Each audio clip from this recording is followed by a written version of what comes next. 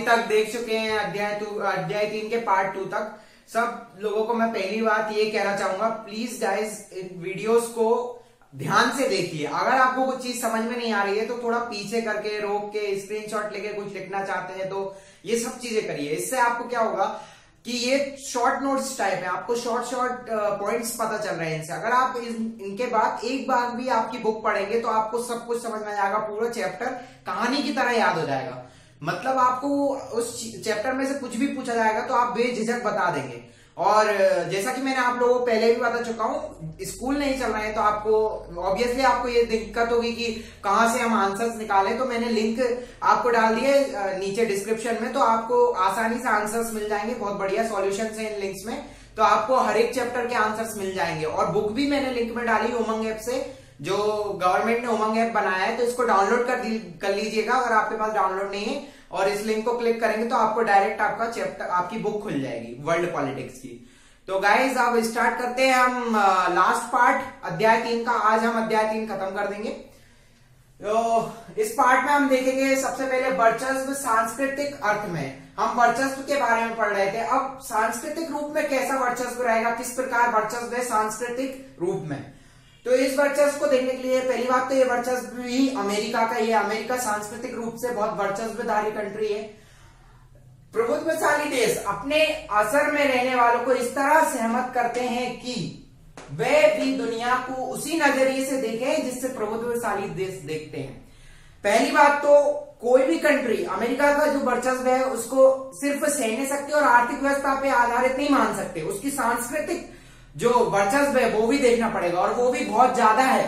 तो उस वर्चस्व को समझने के लिए हमें ये समझना पड़ेगा कि कोई भी प्रभुत्वशाली देश जो रहता है वो अपने से नीचे वाली जो भी कंट्री है उनको ऐसे अपने असर में कर लेता है कि जो जिस प्रकार से वो प्रभुत्वशाली देश समझ रहा है उसी प्रकार से वो कंट्री उस मैटर को देखेंगी।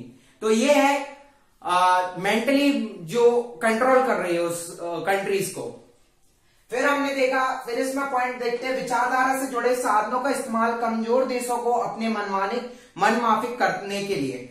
जो भी कमजोर देश है उनको विचारधारा से जोड़कर अपने मनमाफिक चलाने के लिए सांस्कृतिक रूप इसको कहते हैं। ठीक है, दुनिया के अधिकांश लोगों और समाज के जो सपने हैं वे सब 20वीं सदी के अमेरिका में प्रचलित व्यवहार बर्ताव के प्रतिबिंब है। ये संस्कृति बड़ी लुभावनी है और इसीलिए सबसे ज्यादा ताकतवर भी है। इसमें जोर जबरदस्ती से नहीं बल्कि रजामंदी से बात मनवाई जाती है। अब ये चीज यहाँ पे देखना होगा कि जो सांस्कृतिक आप देख रहे हैं कि सांस्कृतिक प्रभाव कैसा है, आप इस प्रभाव को कैसे समझ सकते हैं कि जो दुनिया के, अभी कोई माने ना माने, लेकिन दुनिया के अधिकांश लोग, अधिकांश देश ये समझते हैं कि जो 20वीं सदी का अमेरिका है वहां की जो अर्थव्यवस्था है उसका बर्ताव व्यवहार है उसकी तरह जीना चाहिए। तो ये एक तरह से वर्चस्व हुआ ना कि आप उस कंट्रीज की मेंटेलिटी पर जीना चाहते हैं, वो जैसा व्यवहार करती है वैसा आप करना चाहते हैं। तो ये एक वर्चस्व आप इस प्रकार से समझ सकते हैं, सांस्कृतिक वर्चस्व। अब आपको ये पता होगा कि शीत युद्ध के दौर में अमेरिका लगभग हार रहा था यूएसएसआर से, लेकिन सैन्य शक्ति से जब अमेरिका को पता चला कि सैन्य शक्ति से हम यूएसएसआर को नहीं हरा सकते, तो उसने क्या किया, शीत युद्ध के दौरान अमेरिका ने ढांचागत ताकत और सांस्कृतिक प्रभुत्व के दायरे में बाजी मारी। ढांचागत ताकत हम देख चुके हैं कैसे, जो ढांचागत ताकत देखिए, अब इसके बाद सांस्कृतिक रूप, इन दोनों रूपों में अमेरिका ने यूएसएसआर को पछाड़ा और इस तरह से वो विश्व महाशक्ति बन गया। अब हम देखेंगे अमेरिकी शक्ति के रास्ते में अवरोध। अब अमेरिका की शक्ति इतनी तेजी से बढ़ रही है तो इसके क्या मेन अवरोध है, क्या इनका इस शक्ति का बढ़ने का विरोध कर सकते हैं। साम्राज्यों का पतन उनकी अंदरूनी कमजोरियों के कारण होता है। ठीक इसी प्रकार अमेरिका के 3 अवरोध है। कोई भी साम्राज्य हो उसका पतन अंदरूनी कारणों की वजह से ही होता है, अगर वो पावरफुल है तो ये 3 कारण अंदरूनी है। अमेरिका के भी ऐसे 3 कारण है, अंदरूनी कारण, जिनकी वजह से अमेरिका का पतन हो सकता है। इन कारणों में पहला कारण है स्वयं अमेरिका की संस्थागत बनावट। अमेरिका में जो संस्थागत बनावट है, यहाँ पे शासन की जो शक्तियां हैं वो तीन अंगों में बटी हुई है। इन 3 अंगों की वजह से सैनिकों पर जो है अमेरिका का पूरी तरह से कब्जा नहीं होता। इन तीनों अंगों की वजह से कार्यपालिका सैनिकों पर अपने हिसाब से प्रभाव जमा सकती है। एक कारण तो यह हो गया कि अमेरिका की सैनिक को पूरी तरह से छूट नहीं है। दूसरा कारण, अमेरिकी समाज जो अपनी प्रकृति में उन्मुक्त है, अमेरिकी समाज अपनी प्रकृति में उन्मुक्त है, मतलब बहुत वहां पे लिटरेट पीपल्स है, जो भी हैं वहां पे समझदार लोग हैं सब। तीसरा, नाटो। नाटो आपको पता होगा, मैंने पहले बताया था, उत्तर अंटार्कटिक ट्रीटी ऑर्गेनाइजेशन संस्थान, जो कि बहुत प्रभुत्वशाली संगठन है। ये बहुत बड़ा हित लोकतांत्रिक देशों के इस संगठन को कायम करने से जुड़ा है। अमेरिका का हित इन देशों के संगठन को कायम करने से जुड़ा है, क्योंकि इन देशों से उसको बाजार मूल्य अर्थव्यवस्था मिलती है, बहुत फायदा होता है। अगर इन देशों ने इसके खिलाफ बगावत कर दी तो कहीं ना कहीं अमेरिका को बहुत मुश्किलें झेलना पड़ेगी और वो उसका पतन हो सकता है।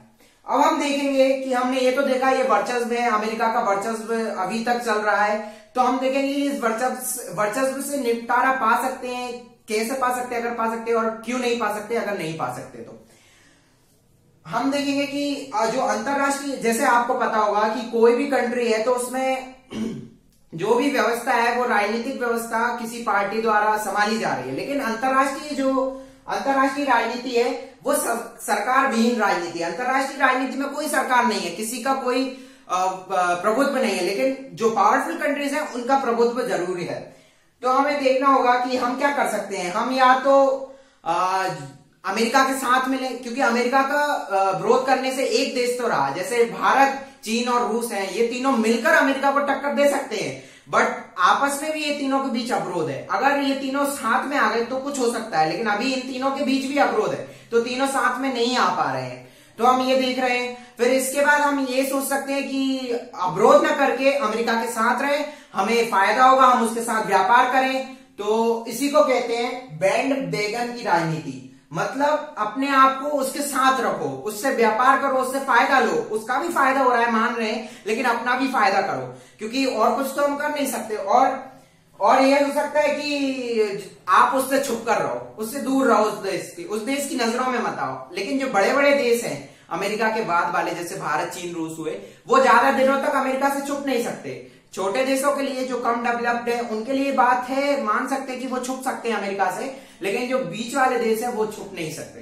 तो उनके पास दो ही रास्ते बचे हैं कि या तो वो उसके साथ रहें या फिर प्रतिरोध करें। जैसे आपने एक बिस्वग्राम की कहावत सुनी होगी। बिस्वग्राम की कहावत क्या है, एक चौकीदार है और उसके आसपास रहने वाले उसके पड़ोसी हैं। तो अगर आपको किसी प्रकार की प्रॉब्लम है, दिक्कत है, आपको विश्वग्राम से आप कहीं जा नहीं सकते, क्योंकि विश्वग्राम के अलावा कोई गांव नहीं है, सिर्फ एक ही गांव है, इसी में आपको रहना है। तो आप क्या करेंगे, फिर प्रतिरोध करेंगे। तो यही एक उपाय है कि आप प्रतिरोध करिए, आप संगठन बनाइए, आप प्रतिरोध करिए अमेरिका के खिलाफ, इससे आप उसके वर्चस्व को कम कर सकते हैं। तो अब हम इस अध्याय का लास्ट टॉपिक देखते हैं, छोटा सा टॉपिक है, अमेरिका से भारत के संबंध। चूंकि हम देख चुके हैं कि वर्चस्व को किस प्रकार वर्चस्व से निपटारा पाए, तो अब दो रास्ते हमें देखे। एक तो प्रतिरोध करने का, जो कि अकेली एक देश नहीं कर सकती, गठबंधन चाहिए जिसके लिए, और दूसरा रास्ता कि उसी के साथ रहें, उसके साथ व्यापार करें, उससे फायदा लें। तो भारत और अमेरिका के संबंध कुछ इस प्रकार हैं कि अभी ऐसा लग रहा है कि भारत इसका फायदा ले रहा है, मतलब भारत अमेरिका से दोस्ती बनाकर अपनी प्रगति करना चाहता है। तो हम देखेंगे कि हमें पता है कि शीत युद्ध के समय भारत अमेरिका के विरुद्ध खड़ा था।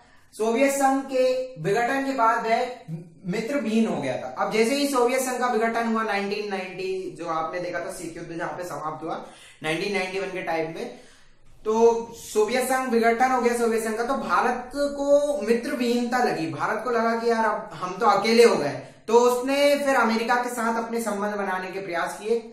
उस टाइम पे भारत की अर्थव्यवस्था काफी अच्छी तरह से उठ रही थी, जब मनमोहन सिंह वित्त मंत्री थे, बहुत अच्छे वित्त मंत्री थे वो उस कार्यकाल में, उन्होंने अपने कार्यकाल में बहुत अच्छे वित्त सुधार किए। तो उस समय भारत की अर्थव्यवस्था बहुत बढ़ रही थी, तो इसलिए अमेरिका ने भी सोचा कि क्यों ना हम भी इससे रिलेशन बनाए, हमको भी कुछ फायदा होगा, क्योंकि भारत बहुत अच्छी अर्थव्यवस्था के रूप में खड़ा हो रहा था। अब ये चीजें तो हुई कि कैसे भारत और अमेरिका के संबंध अच्छे होने लगे। हम अभी की बात करें, अभी अभी के सालों में, अभी आसपास के सालों में 2 प्रकार से भारत और अमेरिका के बीच संबंध की जो 2 हाईलाइटेड चीजें हैं वो है, एक तो आदिवासी भारतीय और एक प्रौद्योगिकी। इन दोनों क्षेत्रों में काफी भारत और अमेरिका के बीच चर्चा हुई। अगर हम देखें कि क्या मेन चीजें थी जिससे हम लगा सकते हैं कि अमेरिका और भारत के बीच में अच्छे संबंध है। एक तो सॉफ्टवेयर के क्षेत्र में भारत की कुल निर्यात का 65% अमेरिका को जाता है। दूसरा जो बोइंग है वहां पे 35% लोग भारतीय मूल के हैं, और जो सिलिकॉन वैली है अमेरिका में उसमें 3 लाख भारतीय काम करते हैं। तो एक सिलिकॉन वैली से एक चीज याद आई कि हम देखते हैं वर्चस्व। अगर आपको वर्चस्व समझ में नहीं आ रहा कि अमेरिका का वर्चस्व किस प्रकार से, वैसे तो बहुत सिंपल है कि हमको सब पता है कि अमेरिका बहुत पावरफुल है, लेकिन फिर भी हम देखिए, हम बोलते हैं कि इंडिया की सिलिकॉन वैली, तो हम इंडिया की सिलिकॉन वैली क्यों कहते हैं? हम ये भी तो बोल सकते हैं कि जैसे इंडिया की सिलिकॉन वैली हम बेंगलुरु को बोलते हैं, तो हम ये भी तो बोल सकते हैं कि अमेरिका का बेंगलुरु, तो हम ऐसा नहीं बोलते ना, हम तो सिलिकॉन वैली बोलते हैं क्योंकि सिलिकॉन वैली फेमस है। और हम बताना चाह रहे हैं कि सिलिकॉन वैली की तरह ही इंडिया में कौन सी सिटी है, तो वो बेंगलुरु है। तो हम ऐसे समझ सकते हैं कि सिलिकॉन वैली कितनी आगे है, तो इसलिए उसको हमारे से कंपेयर कर रहे हैं, मतलब उसके नाम पे हम हमको बताना चाहते हैं, तो इससे भी वर्चस्व पता चलता है। फिर हम देखेंगे कि भारत में अब 3 संभावित रणनीतियों पर बात चल रही है। भारत के जो विद्वान है, जो राजनीतिक विद्वान है, वो 3 बातों पर जोर देते हैं। एक तो ये कि भारत वॉशिंगटन से अपना अलगाव बनाए रखे और अपनी राष्ट्रीय शक्ति को बढ़ाए। ये लोग कौन कहते हैं? जो डर रहे हैं, जो सैन्य शक्ति से डरते हैं, जो समझते हैं कि अंतरराष्ट्रीय जो राजनीति है वो सिर्फ सैन्य शक्ति पर टिकी है, वो लोग इस चीज से डर रहे हैं। तो वो सोचते हैं कि भारत और वॉशिंगटन दूर दूर रहे, अलग रहे। दूसरा ये है कि भारत अमेरिकी वर्चस्व का फायदा उठाए। कुछ लोग ये भी मानते हैं कि भारत को फायदा उठाना चाहिए, बहुत अच्छी अपॉर्चुनिटी है जो अमेरिका भारत के पास आ रहा है, अमेरिका के अच्छे संबंध है भारत से। तीसरे टाइप के जो लोग हैं वो बोलते हैं कि आप कुछ मत करो, आप अलग से एक संगठन बनाओ जो विकासशील देश है और उनका आप अगुवाई करो, जैसे यूएसएसआर ने किया था कि रूस जो था वो गठबंधन का प्रमुख था, वैसे ही आप एक गठबंधन बनाइए और विकासशील देशों का, और उसके आप प्रमुख रहिए, इससे आपका प्रभुत्व बढ़ेगा। ये था अध्याय 3 समकालीन विश्व में अमेरिकी वर्चस्व। अब यहाँ पे हमारा ये चैप्टर समाप्त होता है। फिर मैं यही कहना चाहूंगा, आई होप कि मुझे लगता है कि आपको ये वीडियो पसंद आई होगी और इसको बार बार देखें, अच्छे से देखें। Thank you guys for watching my video. और अगर आपको ये वीडियो पसंद आया तो प्लीज लाइक करें, शेयर करें, सब्सक्राइब करें, ज्यादा से ज्यादा लोगों तक ये वीडियो पहुंचाएं। Thank you guys.